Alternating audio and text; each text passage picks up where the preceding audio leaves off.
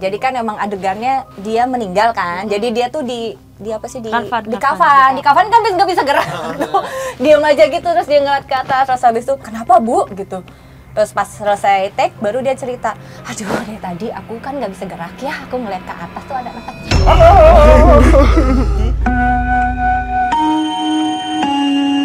Mohon perhatian.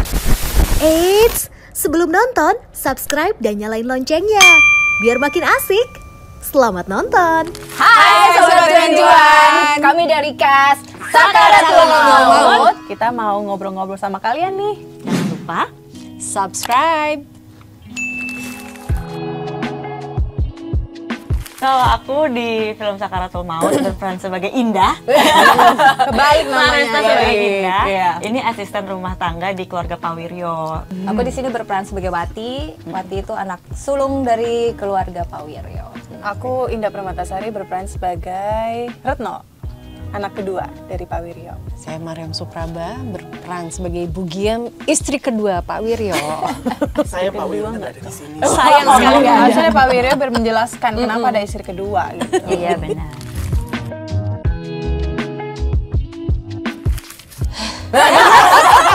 Oke, langsung aja lah ya.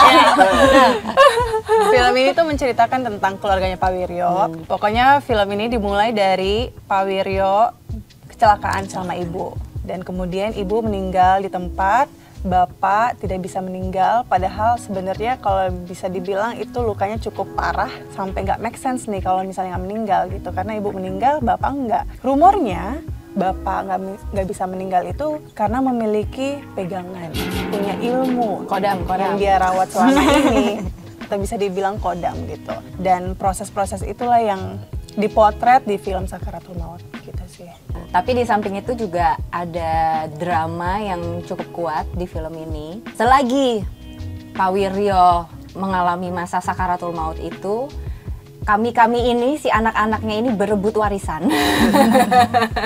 Tapi sebenarnya hal itu kan kalau mau dilihat dari sudut pandang orang-orang di Indonesia, wajar ya. Maksudnya ada beberapa orang yang mungkin ketika hal itu terjadi itu mengalami hal yang serupa gitu. Belum apa-apa udah ngebahas warisan, padahal meninggal aja belum gitu loh kasarnya.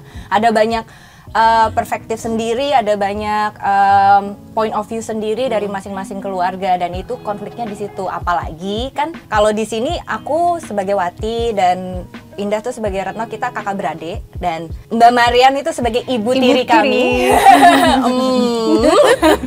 Ibu tiri kami yang mempunyai anak laki-laki. Jadi anak laki-laki satu-satunya di keluarga ini. Jadi konfliknya justru kita berdua memperebutkan itu.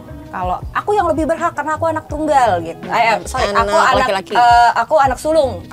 Dan kalau dari sisinya keluarganya Bu Giam, anaknya dia kan laki-laki, jadi dia yang lebih berhak seperti itu. Sakaratul Maut itu kan proses seseorang mau meninggal sebetulnya. Mudah atau enggak? Nah saat ini jelas di keluarga Pak Wiryo ya Pak Wiryonya nggak mudah nih meninggalnya. Prosesnya tuh panjang akibat si punya pegangan yang enggak itu ya. Dan yang menarik memang bagaimana masalah yang ada di keluarga itu sebetulnya jadi meruncing sebetulnya ya. Semakin jelimet.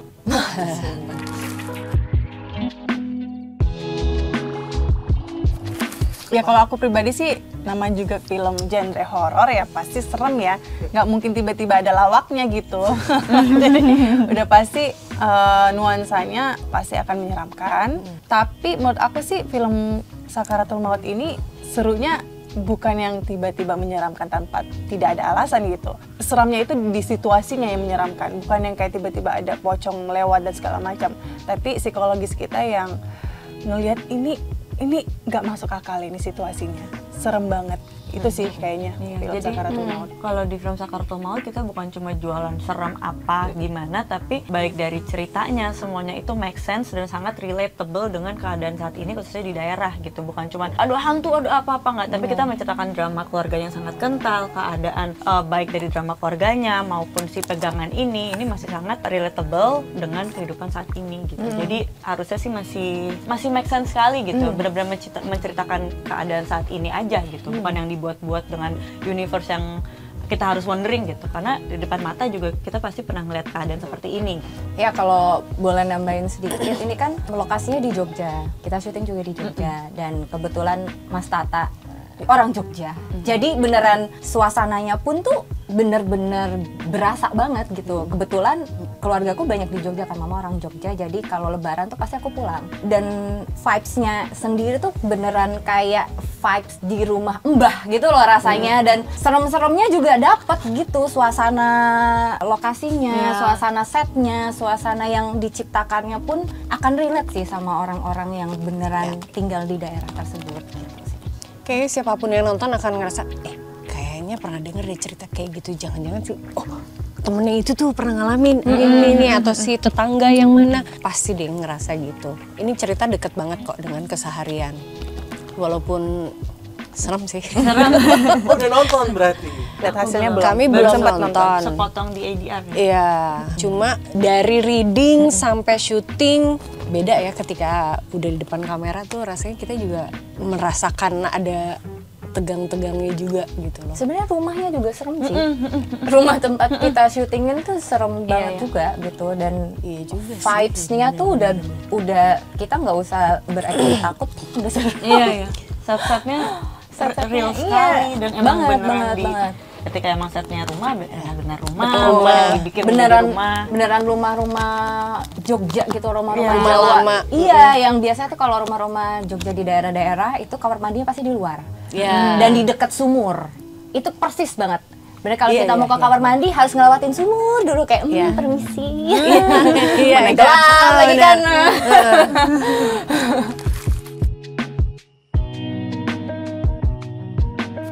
Nggak tahu ya, horor itu bukan genre utama aku sih sebenarnya. Jadi ketika ditawarin itu pasti aku selalu melihat ceritanya dulu gitu. Poin apa yang menarik dari skrip ini, terus kayak siapa yang direct, rumah PH-nya siapa. Di tahun-tahun kemarin nawarin sih, cuman kayak belum ada yang serk gitu loh. Karena menurut aku horor itu harus yang gore menurut aku ya. Dan kemudian ditawarin film Sakaratul Maut, aku ngeliat ceritanya ini menarik banget, beda dari film-film sebelumnya yang kayak ini film ceritanya kuat banget, bukan sekedar menakutkan aja, tapi semua karakter itu punya upaya untuk menuju misinya masing-masing gitu, sehingga ini nyala nih, skripnya nyala gitu, ada apa ya, ada nyawanya gitu loh, bukan kan biasa horor itu hampa banget ya, maksudnya kayak cerita udah gitu doang, terus udah gitu doang gitu loh. Nah kali ini si Sakaratul Maut beda gitu. Terus aku nanya sutradara siapa, Mas Tata, dan ngelihat dari background filmnya dia banyak sekali film-filmnya yang cukup menjanjikan gitu dari segi cerita dan eksekusi gitu. Jadi aku sih merasa tertantang sih, maksudnya main di film Sakaratul Maut gitu sih. Kalau aku waktu pertama kali ditawarin, yang pasti aku dari dulu pengen banget main sama Mas Tata, karena aku suka banget film Waktu Maghribnya dia gitu, maksudnya sesuatu yang baru gitu kan. Terus waktu aku baca sinopsisnya Jogja nih gitu, kebetulan mamaku memang tinggal di Jogja dan aku lahir di Jogja juga gitu, jadi dan pakai bahasa Jawa gitu, jadi maksudnya kayak menarik juga nih gitu, maksudnya nggak jauh dari aku. Pas aku baca lagi, wah ini sih lumayan relate ya, maksudnya kayak dengan akal sehat tuh masih make sense gitu loh, masih bisa diterima gitu loh, bukan horor yang mengada-ada asalnya gitu. Jadi boleh lah gitu. Oke. Kalau aku waktu itu pas ditawarin lagi proses syuting film dengan bahasa Jawa Timur waktu itu. Jadi memang back to back banget, terus harus pakai bahasa Jawa di situ. Itu satu titik, salah satu yang menurut aku menantang.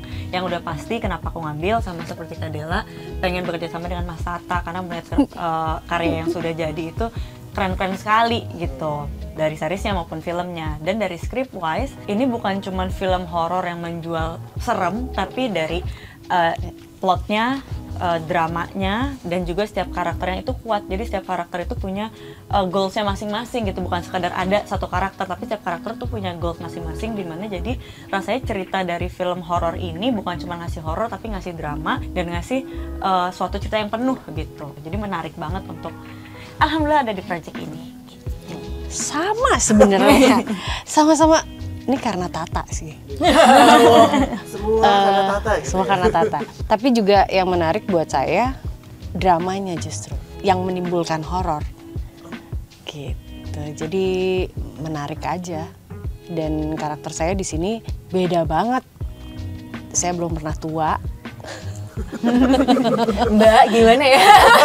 Belum pernah dapet karakter yang tua, yang seumur ini maksudnya. Cukup tua, sangat cukup tua. Dan menarik aja. Dan tiba-tiba menyenangkan ya, tiba-tiba punya anak udah Gede-gede. seneng aja.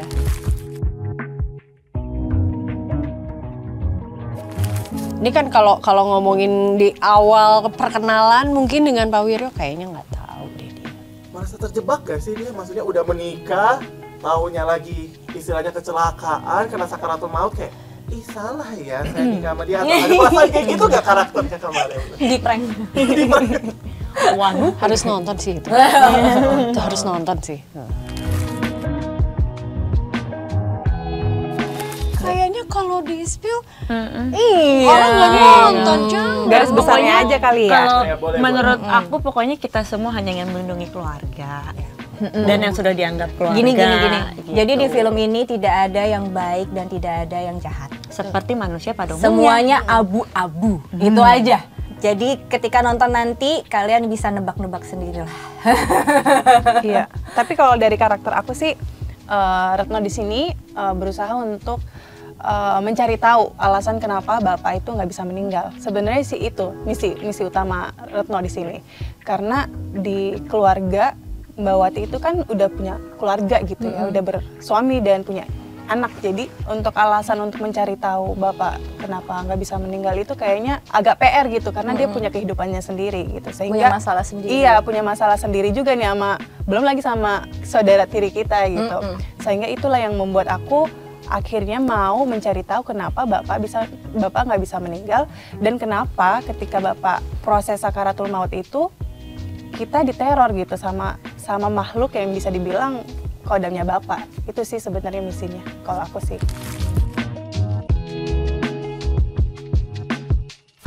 Setiap film kan pasti ada final battle-nya ya, film scene gore-nya gitu ya, golden scene-nya lah. Nah di sini memang di part aku ada satu scene yang memang kita kerjakan itu 3-4 harian. Emang agak panjang dan adegan itu membutuhkan energi yang sangat besar. Takutnya kalau aku spill juga jadi kayak spoiler ya. Jadi sebenarnya memang ada satu scene panjang itu, dan memang di situ tidak pakai body double. Tapi pastinya itu dipikirin safety-nya, semua aman, dan ya penasaran juga sih hasilnya kayak gimana. Penasaran juga. Iya. Nah, final battle-nya ini sama Kak Lene? Enggak, Sama semuanya. Semua. Berarti semua latihan juga nih? Atau ada yang Semuanya berlatih. Semuanya berlatih dan tidak ada body double. Betul. Semuanya berlatih. Betul. mungkin koreksi aku ya, mungkin ini yang Iya. pertama kali untuk Iya. final battle-nya nggak pakai body double. Itu ada deg-degannya atau ada gimananya gak sih waktu selama latihan atau selama proses syuting yang 3-4 hari itu ya lumayan Iya. panjang berarti. Sebenarnya sih kalau aku nggak apa-apa banget kalau body double-nya itu dipakai sama orang gitu, tapi sebenarnya karena situasinya dan arah kameranya sih yang nggak memungkinkan kita pakai body double gitu sih sebenarnya sih. Ya agak. Ini ya sebenarnya sih scene ini menarik banget, Menarik yang sekali. kita semua ada di situ dan penonton harus nonton sih. Itu sih.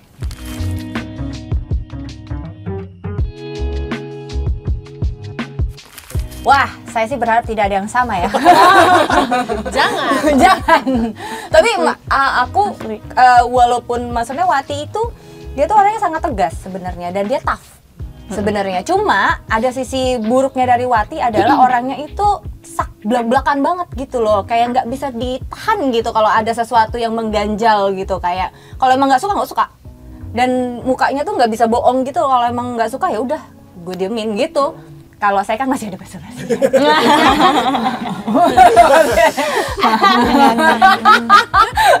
Kalau waktu itu nggak bisa kayak gitu, dan emang beneran kayak kalau nggak mood ya nggak mood gitu. Cuma ada sisi baiknya dari Wati sendiri, karena banyaknya beban keluarga yang dia tanggung, jadi dia itu istilahnya kepepet lah gitu loh, kepepet untuk melakukan hal-hal yang tidak diinginkan misalnya gitu.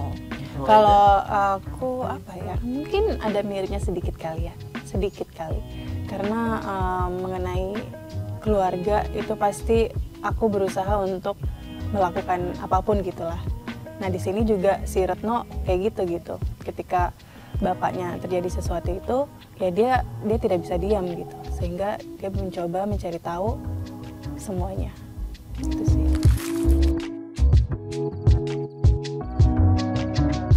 Ya lagi kalau aku sendiri emang ngalamin ya, maksudnya syuting horor itu biasanya syutingnya itu Pagi ketemu diubah pagi. gitu.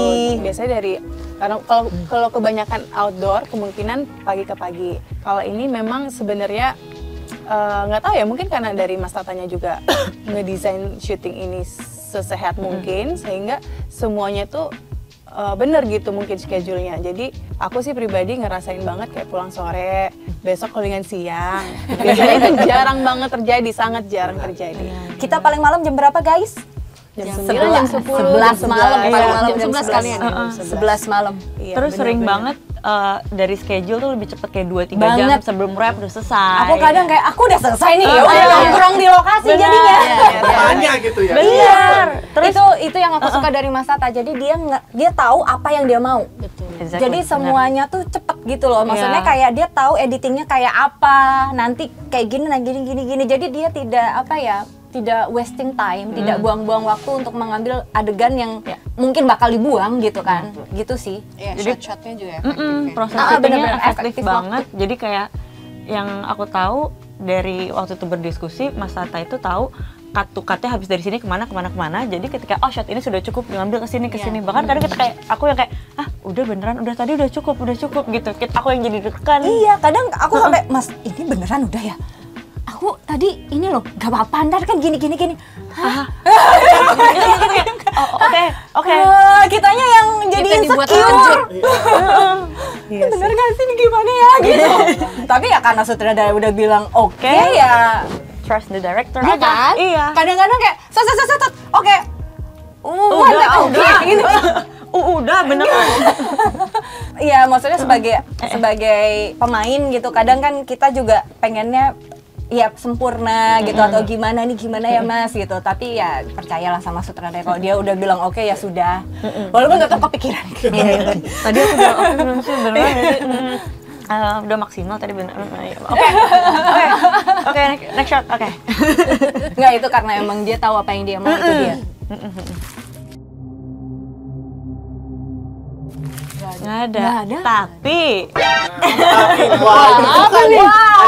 Iya nih tapi Apa apa tuh? aku habis selesai syuting Sakaratul Maut kan aku langsung ke Bali, ya kan. Terus ke Bali aku bertemu dengan Ibu Jero di sana, dan Bu Jero ini kan nggak tahu kok habis syuting atau apa segala macam. Dia naik Laras habis dari mana gitu, kenapa Bu gitu. Ini ada perempuan yang ikut, katanya ada yang ikut. Katanya dia, nggak mau Bu, terus nggak mau gitu. Nggak apa-apa nanti Bu seru pergi ya gitu. Cuman aku nggak tahu nih apakah dari si proses syuting film ini atau film sebelumnya gitu. Tapi memang di lokasi tuh Iya. emang serem banget sih. Yang mana nih yang di rumah? Di rumah Joglo itu kan. Pabrik juga. Di rumah Joglo itu. Kita nggak Oh, ke belakang. aku ini Scene-nya- bukan aku tapi ibu Wiryo. Oh, Ibu iya. Wiryo yang cerita. Aku hanya menyampaikan. Jadi kan emang adegannya dia meninggal kan. Jadi dia tuh di apa sih di Kafan. kafan kan nggak bisa gerak. Diam aja gitu, terus dia ngeliat ke atas, terus habis itu aduh gitu. Terus dia langsung, kenapa Bu gitu. Terus pas selesai take baru dia cerita, aduh dari tadi aku kan nggak bisa gerak ya, aku ngeliat ke atas tuh ada anak kecil. di atas Di itu, atas. di Joglo yang di atas yang ada kecil. Aku ya udahlah, aku liatin aja. Mantap tuh. Ibu. Kuat-kuat kayak gitu. Kuat mental.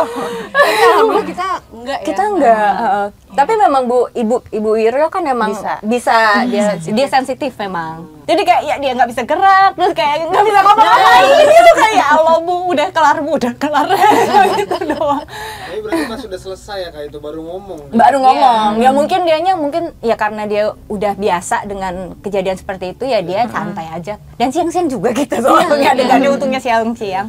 Baru selesai itu baru dia cerita ke kita. Itu mengurangi kakak semua mendalami karakter horornya gak sih? Mungkin kayak karena ada adegan horor saya bisa lebih memainkannya lebih menakutkan gitu atau enggak gimana? sih, malah bikin gak konsen gak sih kayak gitu. Tapi rumahnya tuh emang udah serem. Vibes-nya tuh udah serem. Kita bikin Walaupun nggak ada cerita mistis, tapi beneran kayak rumahnya tuh udah horor aja gitu. Plus kalau aku ada adegan di gang gitu kan, gang sempit, gang yang kalau di trailer ada tuh yang paling terakhir. Di gang kosong gitu kan. Nah waktu syuting tuh ya beneran aku jalan sendiri di gang itu, semuanya kan pada nggak ngerti kenapa jauh gitu kan. Terus adegannya diliatin lah dari jauh gitu kayak susut gitu. Ya karena nggak ada orang jadi beneran serem beneran gitu kan. Karena kan jauh kan. Terus kayak waktu pas ngelihat adegan itu ya beneran kayak takut beneran karena emang suasananya pun mencekam beneran gitu. Terus emang ada shot-shot yang kita diambilnya dari jauh gitu. Jadi ketika udah belum cut, kita harus lari rada jauh. Terus kayak aku udah kayak kenapa nggak dikat? Ada anak cut yang nungguin kan, pasti kayak Kak, aku wow gitu. Jadi lebih serem ke itunya kayak aku udah jauh banget, kenapa nggak dikat gitu. Terus adegannya emang di kampung beneran kan? Beneran setnya real. Setnya real di kampung. Tapi nggak tinggal di rumah itu kan maksudnya kakak selama proses syuting itu atau? Ya, enggak lah sih ya. Tidak ya. Segitunya juga. Enggak lah ya. Kita pulang ke hotel.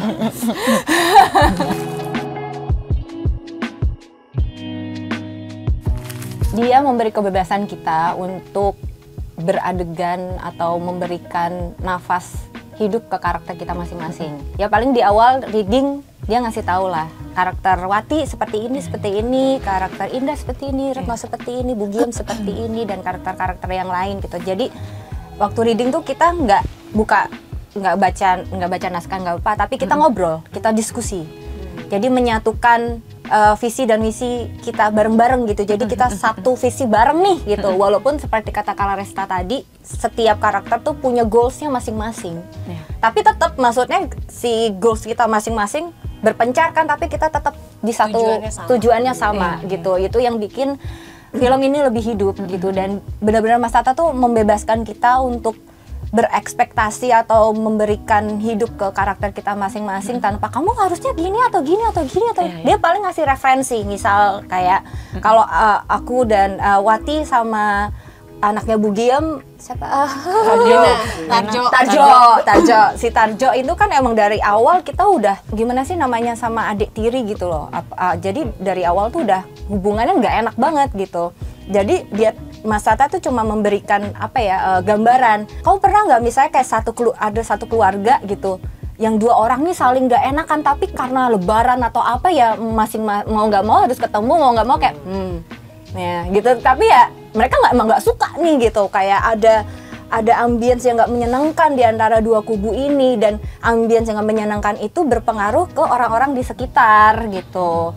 Dan itu yang dia mau untuk karakter Wati dan Tarjo ini gitu, harus sekuat itu gitu untuk memberikan ambience yang tidak menyenangkan ke keluarga kita sekitar gitu sih. Jadi proses pre-productionnya hari pertama kayak yang Kak Dela bilang tadi, kita duduk bareng semua ngomongin karakter yang sudah dijelaskan redline-nya, tapi Mas Tata tuh membebaskan kita untuk mengembangkan karakter ini, bikin background story-nya itu seperti apa, hubungan ke masing-masing karakter lainnya seperti apa, nanti tinggal didiskusikan lagi, terus kayak oh ya ini tepat nih, yang ini kayaknya mesti ditambahin di bagian ini segala macam. Dan pada proses syutingnya juga sangat efektif tadi kan, kayak seperti yang Kak Dela sudah bilang juga, kayak Mas Tata udah tahu mau pakai shot ya di scene ini shotnya seperti apa segala macam, dan ketika sebelum take menjelaskannya juga sangat detail gitu. Jadi menjelaskan bukan cuma scene-nya, kayak sebelum scene ini ada scene ini dan setelahnya ini, tapi setiap karakter tuh satu-satu di recallin lagi gitu. Kayak karakternya Kak Dela, Wati udah melewati ini, habis ini kan lo kesini nih gitu. Kalau karakter Indah ini begini, habis ini begini gini. Jadi kita benar-benar oh ya oke. Oh ya. Jadi kita ke remind lagi gitu di setiap scene syutingnya gitu. Menyenangkan banget. Iya. Explore ini ya, kerangkanya ini. Silakan explore. Terus kalau lebih dia kasih tahu, kalau kurang dia juga ingetin. Enak banget. Kalau aku pribadi sih ngelihat Mas Tata emang unik aja sih ngelihat Mas Tata karena aku kan emang tipikal seneng banget gitu kalau misalnya yang belum ketemu director gitu pengen lihat sih gimana dia ngedirect film ini gitu. Dan ngelihat Mas Tata tuh kayak dia emang agak beda sih cara eksplorasi ke pemain gitu karena di reading pun kayak dia tidak ngedikte kita untuk satu scene by scene-nya. Kan biasanya director itu kan punya ceritanya masing-masing ya, maksudnya di kepalanya dia tuh scene ini tuh biasanya director juga ngikut gitu di reading. Nah Mas Tata itu nggak kayak gitu tipikalnya, jadi dia emang bener-bener ngebebasin aku di sini untuk mau sejauh mana sih lo eksplorasi scene ini. Tapi di set dia nggak sekedar membebaskan, tapi dia ngasih tahu juga kalau misalnya ada hal-hal kayak insight-insight yang baru dipikirkan dan itu masuk akal, baru diomongin. Jadi emang dia kayak ya beda aja sih dari director yang lain sih, tapi sangat menarik dan seru sama beliau. Kalau boleh tahu nih proses syutingnya nih, mungkin dari pre-production sampai selesai ini itu berapa lama sih? Kurang lebih 20-an hari, karena setauku kita mulai syuting awal bulan dan sampai akhir Desember gitu tahun lalu. Jadi emang ini film lama karena prosesnya panjang, tapi orang serius ngelakuin itu. Berarti itu pre-productionnya yang lebih panjang malah dari waktu syutingnya atau gimana? Oh enggak juga. Ya aku nggak tahu ya pre-productionnya gimana, cuman tapi kalau proses bersama syuting kita Dari reading. dari reading. ya Reading kita 2 mingguan, minggu ya? 2 mingguan lah. Aku seminggu.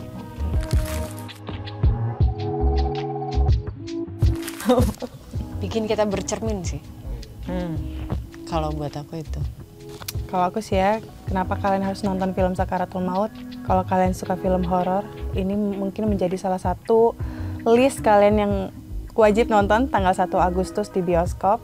Karena psikologis kalian akan dimainkan di sini dan kalian akan bisa menebak siapa di balik cerita ini. Menarik ya. Aduh. Itu sih.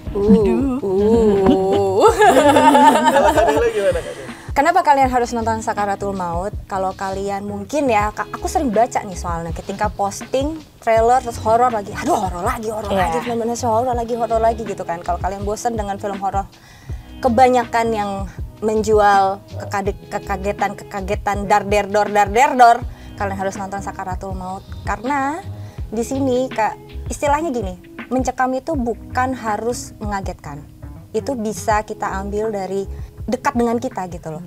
Kesederhanaan justru itu yang menyeramkan justru karena saking dekatnya dengan kita, dan itu bisa terjadi sama kalian semua. Hal-hal yang terjadi di film itu bisa terjadi sama kalian semua, itu yang serem. Kalau aku kenapa kalian harus nonton Sakaratul Maut? Karena Sakaratul Maut bukan cuma film horor, tapi dramanya kental, plotnya juga tidak tertebak, dan apa yang tadi kita ceritain itu bener-bener baru kulitnya aja. Jadi kalau mau tahu ceritanya dan apa yang sebenarnya terjadi di keluarga Pak Wiryo, harus nonton supaya kalian tahu kenapa sih. Dan syukur-syukur habis nonton kayak aku nggak mau seperti Pak Wiryo. Jadi wajib banget nonton di bioskop 1 Agustus 2024. Yes. Kau rela menerimaku dan aku akan menyelamatkan nyawamu. Hai Sobat 21. Jangan lupa nonton film Sakaratul Maut Tanggal 1 Agustus 2024 Hanya di Cinema 21. Jangan lupa cek kodam guys. Asik kan videonya? Jangan lupa like, subscribe, dan komen ya. Sampai jumpa di video selanjutnya.